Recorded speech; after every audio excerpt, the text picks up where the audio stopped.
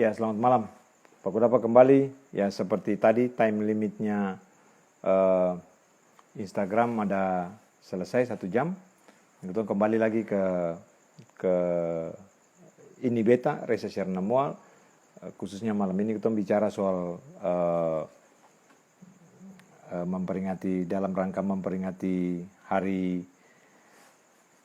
kenaikan Tuhan Yesus.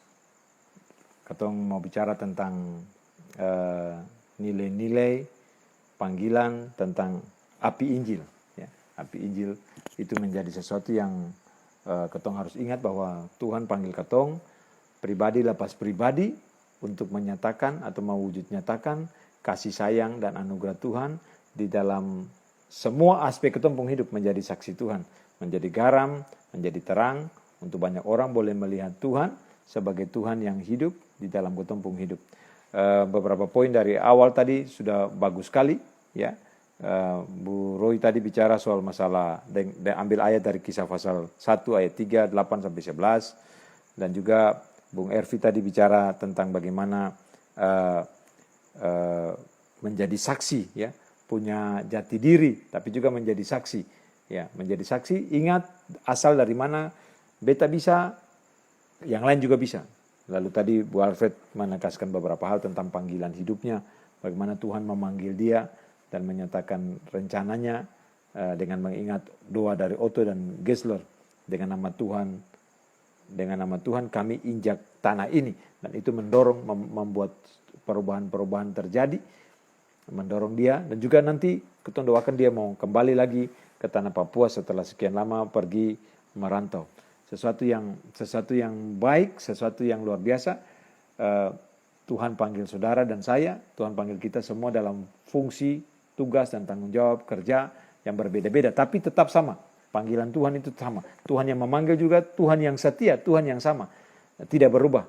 Panggilan itu juga adalah panggilan yang tetap sama dari dulu, sekarang, dan sampai selama-lamanya. Kita mau undang Bu Oy untuk gabung sama-sama kembali di grup ini untuk membuat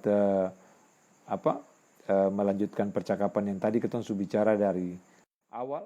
Lalu kita mau konklusikan beberapa hal yang tadi kita mau selesaikan di dalam percakapan pada malam hari ini.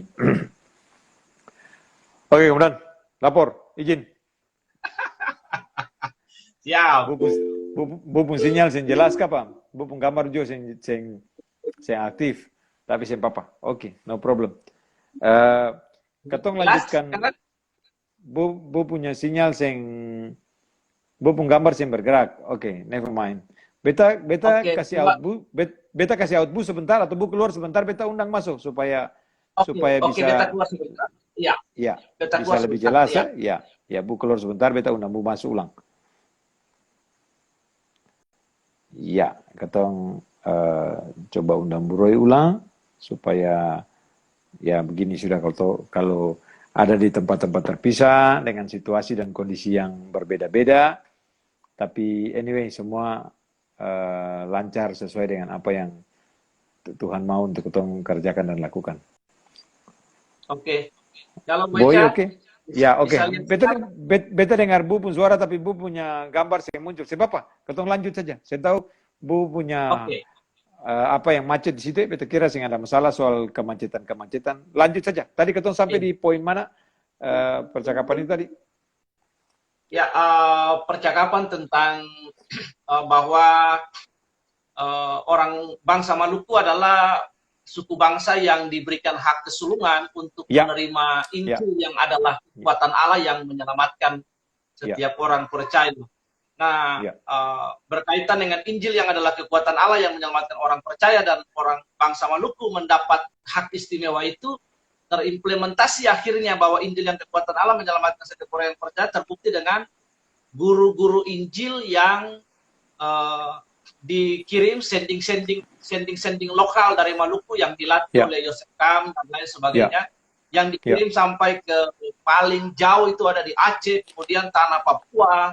Itu beberapa waktu yang lalu ada sebuah kesaksian, ternyata ada salah satu marga juga dari saya, kalau tidak salah namanya Bapak Otto Sitabelut, itu Ya. dalam satu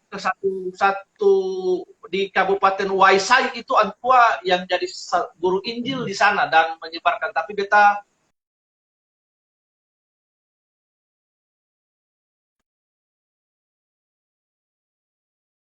orang Maluku itu lalu terimplementasi dalam sending-sending lokal yang akhirnya dikirim dan mereka menjadi berkat.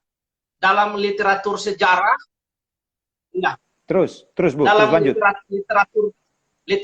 literatur sejarah kekristenan di Indonesia, khususnya di Indonesia Timur, kita Ya. dapat menemukan bahwa saudara-saudara kita bangsa Papua itu diinjili selain diinjili oleh Otto dan Heisler dan kemudian oleh Kitsne, itu Ya. juga daerah-daerah pedalaman atau remote area itu yang tidak bisa dijangkau oleh misionaris dari outsider, itu Ya. mereka dimasuki oleh guru-guru lokal, guru Injil, guru Linjil. Beta punya pengalaman suatu beta tinggal pernah melayani di Nabire, itu ada satu keluarga, beta sudah lupa marganya, tapi orang tuanya itu, kakeknya itu adalah guru Injil yang masuk di Kabupaten Nabire.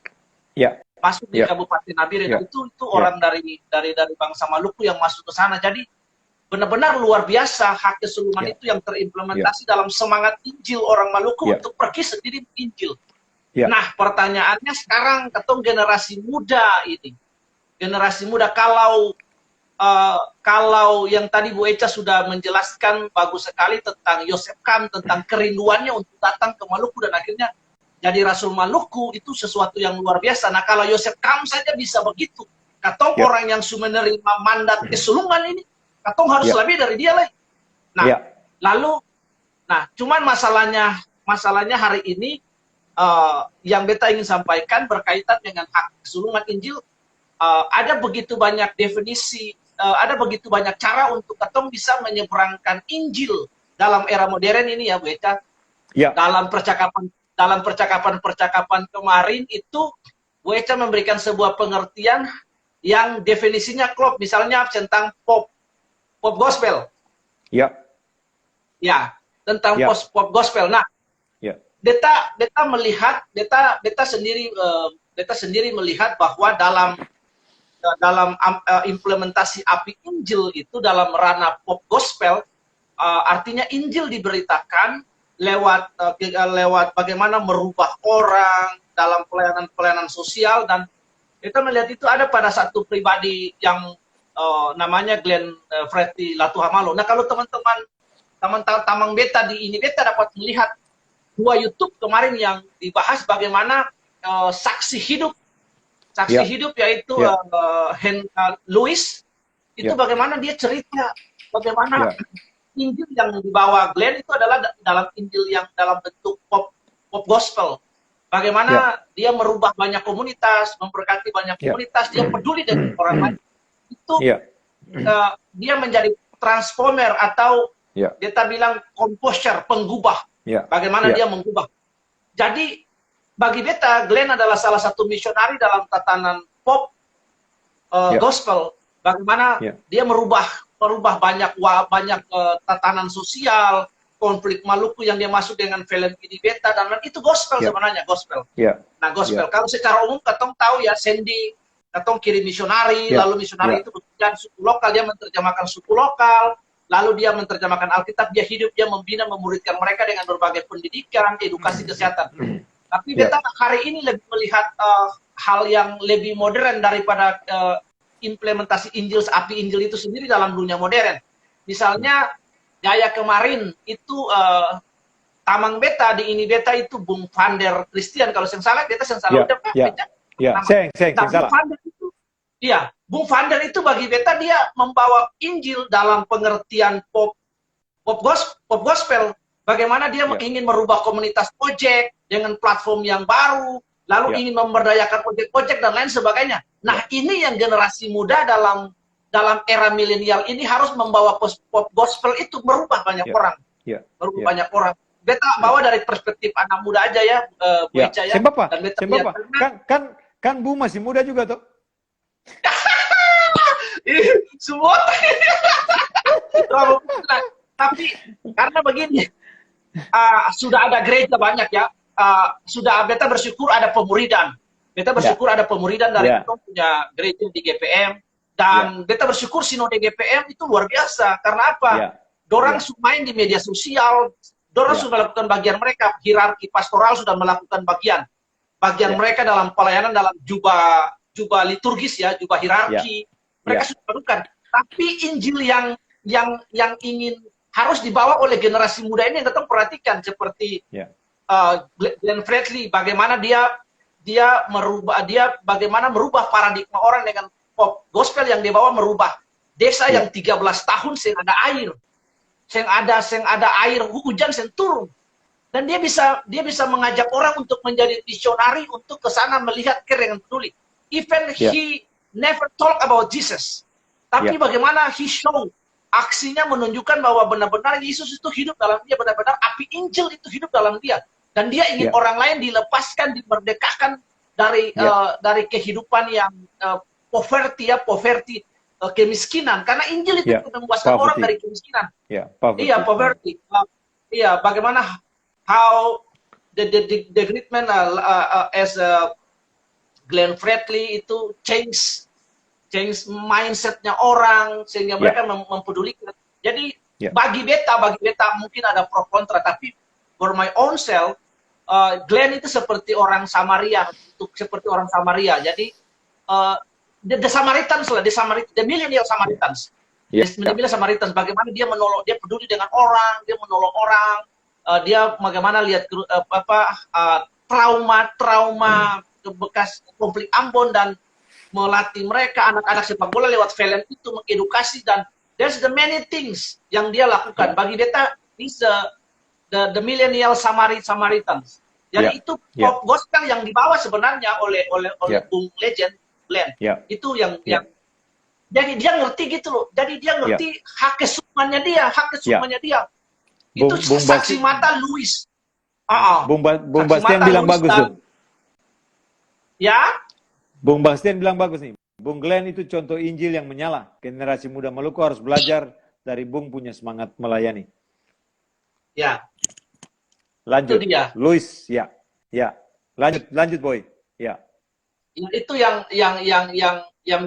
beta lihat behind the biggest stage, yang bagaimana Glenn tampil, dia sudah menyampaikan karya-karya seni, tapi ternyata di belakang itu kehidupan sosial pop gospel yang dia bawa itu berubah banyak orang, menyentuh banyak pribadi. Bagaimana proyek-proyek air bersih, bagaimana proyek-proyek edukasi, proyek-proyek sekolah, proyek-proyek memberdayakan orang lain, bahkan sampai kemarin bagaimana dia memikirkan tentang menghidupkan, memberikan biaya buat para senior pelaku musik seperti Kos Plus dan lain-lain sebagainya, dan banyak hal yang dia, nah itu bagi beta berbicara lebih keras ketimbang kita memperkatakan firman. Tapi seperti yang beta sampaikan, no action tell only, bicara firman tapi saya jadi pelaku. Saya jadi pelaku. Mulu babusa dan firman tapi saya jadi pelaku. Jadi Glenn mungkin, nah hari ini yang ingin yang dunia anak muda Maluku berkaitan dengan api Injil harus tangkap. Ada begitu banyak cara bagaimana orang menginjil lewat musik, seperti Bung Panir Christian menginjil lewat perilaku hidup yang ingin memberdayakan banyak orang. Kita angkat topi. Nah, ada satu grup di Amerika, mereka menginjil orang itu pakai musik metal. Kalau tidak salah, nama grup itu adalah POD atau Payable on Death. Nah, itu POD. Mereka nyanyi lagu rock metal, tapi di dalamnya ada mengajak orang seperti kepada Yesus, mengajak orang kepada penebusan dan lain. Mereka tidak pernah berbicara tentang Yesus, tapi lagu mereka tuh mengajak orang. Nah, mengajak orang. Ada grup di Indonesia juga namanya One Way yang Bung Glenn pernah nyanyi dengan mereka, itu luar biasa. Jadi, nah ini yang kita lebih soroti kepada api Injil dalam budaya pop culture milenial. Bagaimana Glenn tampil sebagai Rasul Maluku dalam dunia musik, tapi setelah itu dia punya kehidupan yang merubah banyak orang, menjadi saksi seorang yang humble, benar-benar dia menghidupi, dia ngerti loh, ini beta Glenn Latuhamalo, ini beta anak sulung dari Injil Ya. ini beta mau lakukan apa per orang lain, karena beta lebih dahulu Ya. mengerti itu, beta melakukan apa bagi orang lain. Ya. Ya. Jadi itu yang luar biasa. Ya. Yang biasa begitu. Boy, agak poin itu Ya. bukan soal siapa, ya, bukan soal siapa, bukan soal Bu atau Beta, bukan, tapi soal pribadi yang meresponi panggilan Tuhan, pribadi yang Ya. menerima kuasa tadi tuh, buah sulung itu, lalu memberdayakan hidup dengan kuasa dan otoritas api Injil itu. Nah itu, jadi bukan soal siapa Bu, bisa Glenn, bisa Bu, bisa Beta. Tuhan panggil katong di katong tanpa masing-masing, toh, yang melakukan pekerjaan nyata Tuhan, menyatakan kasih Tuhan secara konkret. Jadi bukan soal siapa Bu, tapi soal respons pribadi. Makanya yang paling penting adalah kalau Injil itu bicara api Injil itu berarti bicara kabar baik Bu, kabar baik. Injil itu kabar baik yang mengubahkan. Bagaimana kabar baik itu bisa mengubahkan? Satu, harus bertemu dengan Kristus sebagai Tuhan dan Juru Selamat. Kalau saya terima Kristus sebagai Tuhan dan Juru Selamat, saya akan mungkin katong bisa meresponi atau melakukan atau menyatakan kasih Tuhan itu kepada orang lain. Jadi jangan cerita kewel, bikin baik. Bikin baik berdasarkan apa? Bikin baik karena kebaikan Tuhan sudah ada dalam katong hidup nomor satu. Begitu kan? Betul. Jadi katong meresponi apa yang Tuhan panggil. Kita kira percakapan malam ini percakapan yang baik, percakapan yang luar biasa karena katong hidup semua semata-mata itu karena kasih dan Tuhan. Tidak ada satupun katong, tidak ada satupun di antara katong yang kebetulan ini cuman muncul di dalam dunia ini. Tuhan punya rencana dengan katong. Tinggal bagaimana bagi katong pribadi lepas pribadi menerima anugerah itu, lalu menyatakan menerima Kristus sebagai Tuhan dan Juru Selamat itu. Lalu Kristus yang sudah ada dalam katong hidup itu katong pakai untuk mewarnai katong punya kehidupan setiap hari supaya orang bisa lihat Kristus dalam hidup. Beta kira itu good point Bu, karena menurut beta sekarang katong bisa ada dalam kotak-kotak nyaman ya. Kotak-kotak nyaman. Dulu orang begitu bangga punya gereja super persis macam ruang konser yang besar, lighting, sound, segala macam luar biasa. Semua orang nyaman itu. Tuhan mau mengembalikan gereja kembali kepada gereja yang real, pribadi, lepas pribadi, ketemu dengan Tuhan. Dan ketika ketemu dengan Tuhan, Tuhan mau ketemu menyatakan kehendaknya secara nyata. Amanat agung ini bukan amanat agung kepada sebuah gedung gereja. Bu. Amanat agung bukan amanat agung kepada sebuah organisasi gereja. Bu. Amanat agung disampaikan kepada organisme pribadi yang baru, yang adalah gereja yang real untuk menyatakan rencana dan maksud Tuhan ke tengah-tengah dunia. Nah, kita mau respon, mau terima Tuhan sebagai Tuhan dan Juru Selamat, lalu mau merespon itu sebagai bagian dalam ketemu hidup. Kalau itu ada, dan itu menjadi bagian ketemu hidup, kita kira apa yang seperti ketemu bicara dari awal tadi, 1 jam lebih yang lalu itu, adalah sebuah Tuhan yang secara nyata yang ketemu harus terima dan ketemu berdayakan ketemu hidup sesuai dengan panggilan Tuhan atas ketemu hidup masing-masing. Beta kira gitu Bu. Bu ada 1-2 kalimat pendek yang Bu bisa mau sampaikan apa lagi sebelum ketemu tutup percakapan di malam ini. Ya. Beta ingat, beta sambung hal sedikit tadi Bu Echa sampaikan bahwa Kristus harus menjadi sentral daripada Injil itu, dan kalau seseorang tidak mengalami perjumpaan atau encounter dengan Tuhan, maka encounter with His personal encounter with His power, maka seseorang belum pernah menerima Injil. Karena Injil itu adalah the personality of Christ, pribadi Yesus sendiri. Cuma seseorang harus berjumpa dengan Dia dan kemudian percaya, mengaku dan tinggal di dalam Dia, kemudian implementasinya di dalam hidup, dalam perilaku sehari-hari. Nah, karena gereja itu kan sebenarnya dalam metode gereja perjanjian DNA atau gereja perjanjian baru ketika hari Pentekosta turun itu kan sebenarnya kahal, community. Jadi bukan gereja rumah. Gereja itu nanti orang beribadah dalam gedung gereja sebagai sebuah institusi itu ketika setelah tahun 325 kalau tidak salah Konsili Nikea. Itu lalu Raja Konstantin yang jadi raja di Roma waktu itu meninggalkan gereja untuk beribadah dalam gedung gereja, memakai liturgi, memakai lilin dan lain-lain. Jadi sebenarnya jika berbicara tentang gereja, gereja itulah komunitas. Ya. Nah, jadi belajar lagi kenapa sampai Injil dipercayakan buat orang Maluku.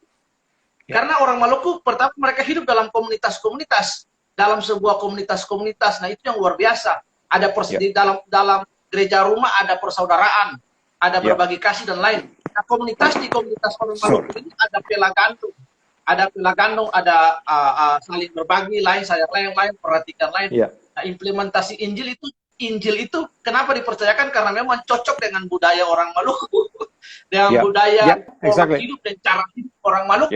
Jadi benar-benar kalau Tuang Alas yang salah kalau untuk percaya Injil ini for orang Maluku, karena memang DNA Injil itu cocok dengan orang Maluku, lingkungan, komunitas, kemudian mereka berani untuk memberitakan firman. Kalau orang yang berani untuk itu saya memberitakan firman, saya punya jiwa, itu juga saya punya jiwa petualang, jiwa memberitakan firman, maka dong saya sampai di ujung-ujung bumi. Nah, sampai di ujung-ujung bumi. Dan karena itu gereja itu organisme. Kalau ketemu bicara gedung, maka ketemu berbicara tentang ranah arsitek. Tapi gereja adalah saya, bagaimana saya menjadi berkat di lingkungan saya.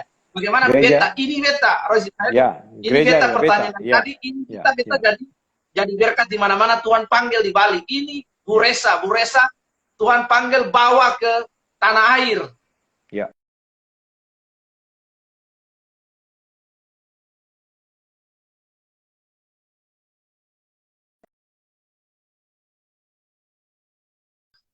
Sampaikan, Boyca.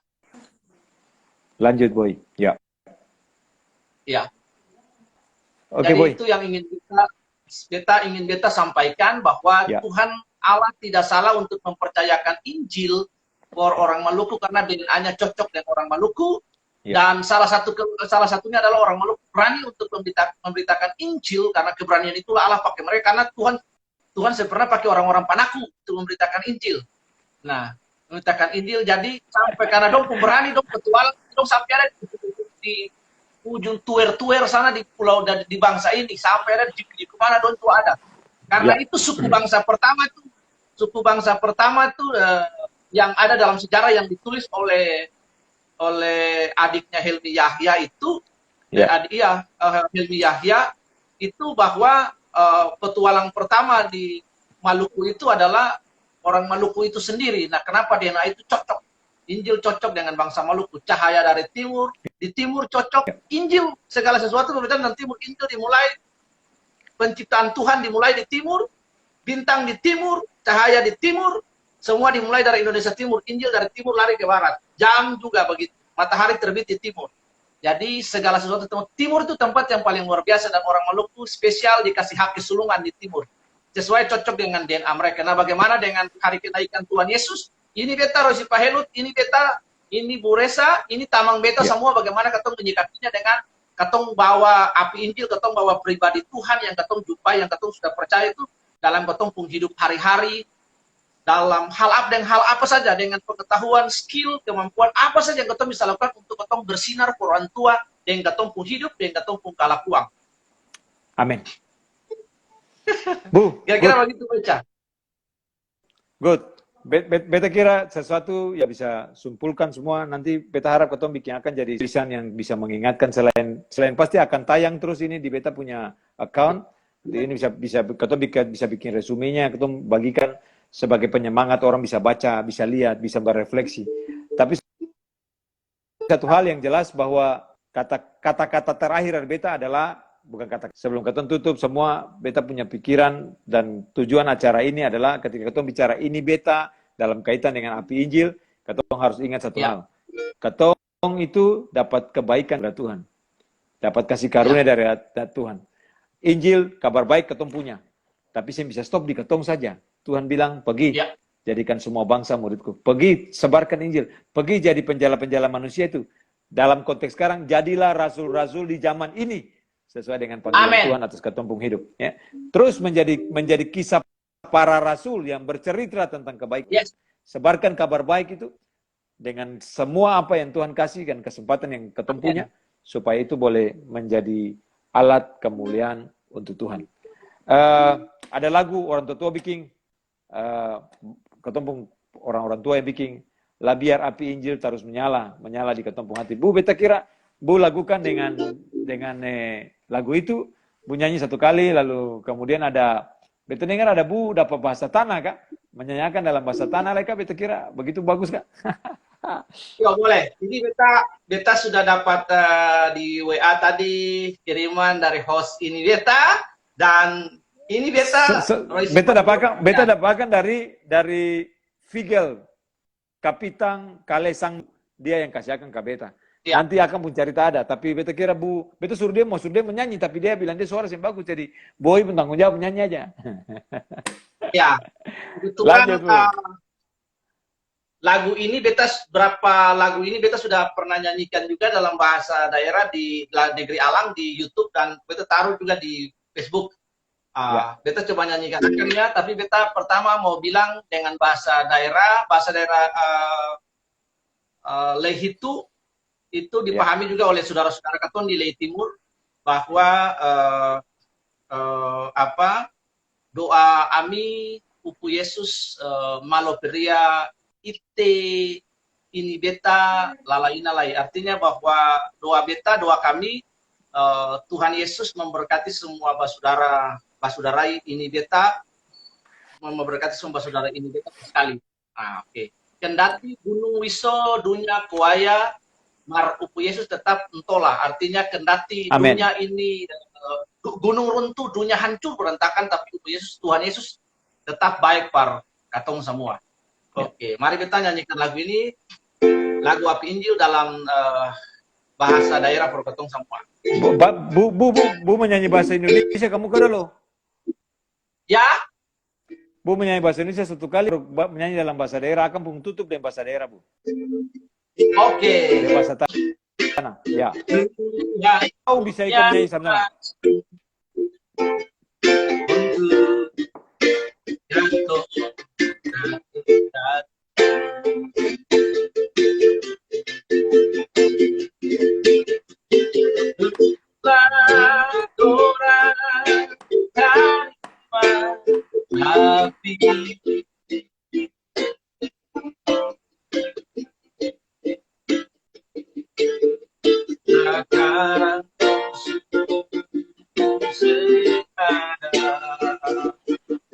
Yang tinggal kuasa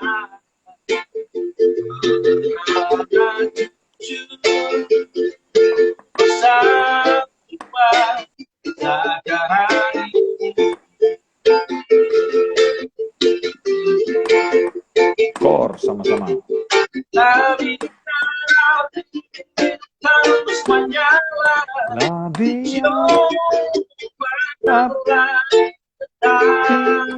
terus menyala di kaki.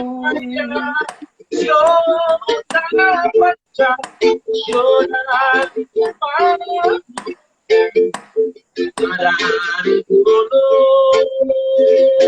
sampai Tuhan Yesus balik.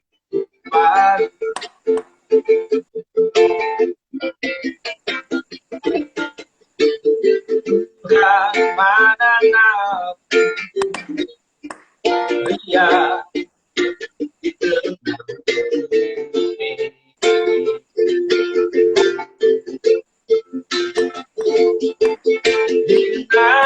mati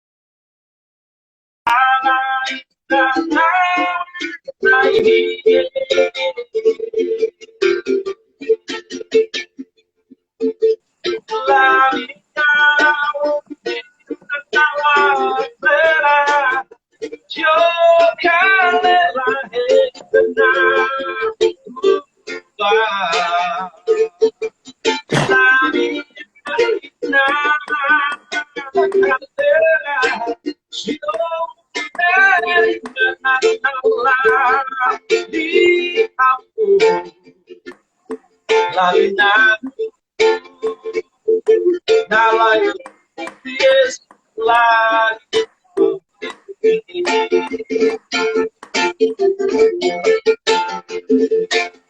La vida kita latena, yo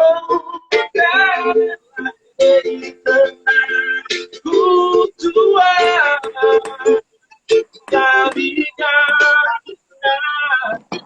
calera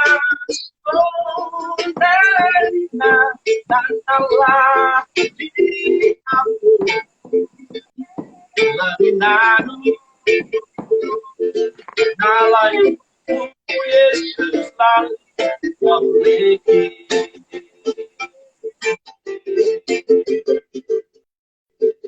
La vida rapi terus menyala, menyala di kantor hati. La vida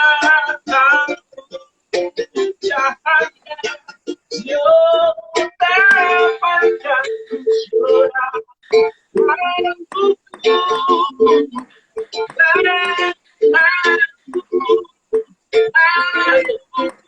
Yesus lagi memulai.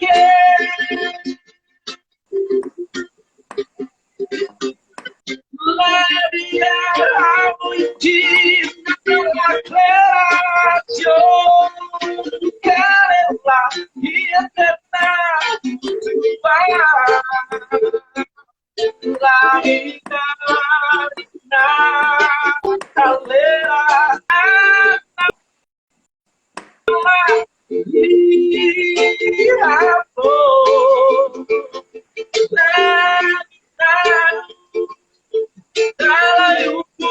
Yesus dari Maheluke.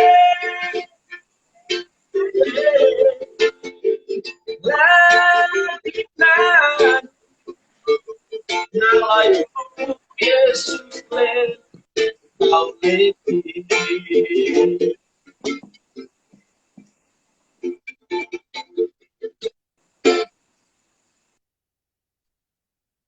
Ya, Bu Eca. Haleluya.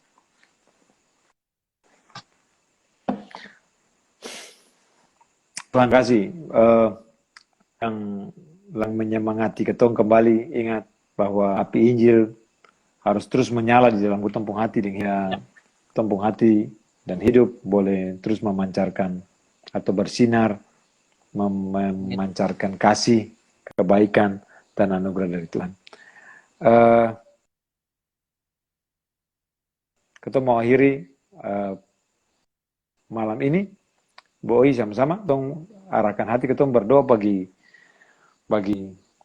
berdoa juga bagi kita semua yang ada di Indonesia, berdoa bagi anak-anak Maluku di mana-mana saja ada, supaya Tuhan itu nyata dan anugerah Tuhan itu tetap dinyatakan. Kita berdoa nanti semua, lalu Boi nanti berdoa berkat. Mari kita berdoa. Bapa dalam surga, kami memuji Engkau dan kami percaya bahwa kami ada sebagaimana kami ada, bukan kebetulan. Tuhan,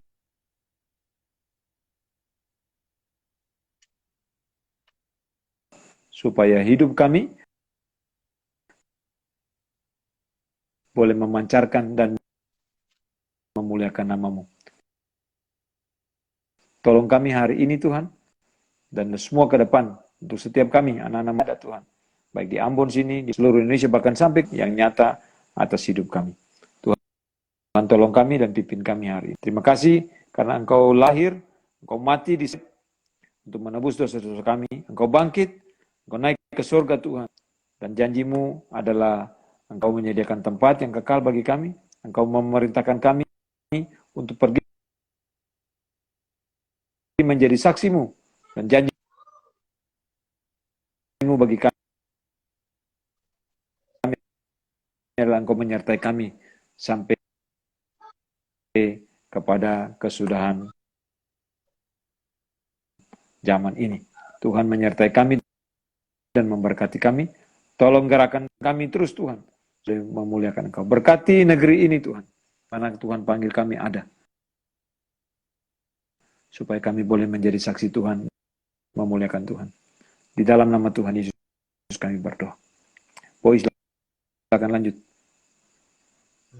Ya, Basudara ini beta, Tamang beta, Basudara bangsa Maluku, Basudara yang sebagai pewaris dan Boy, penerima terputus kah? hak kesulungan, mari angkat ketong pun tangan lalu ketong mau terima Ya, Boy, lanjut berkat Boy. Tuhan. Silakan. Ya. Tuhan Allah memberkati engkau dan melindungi engkau. Tuhan menyinari engkau dengan wajahnya dan memberi engkau kasih karunia. Tuhan menghadapkan wajahnya kepadamu dan memberi engkau damai sejahtera mulai hari ini.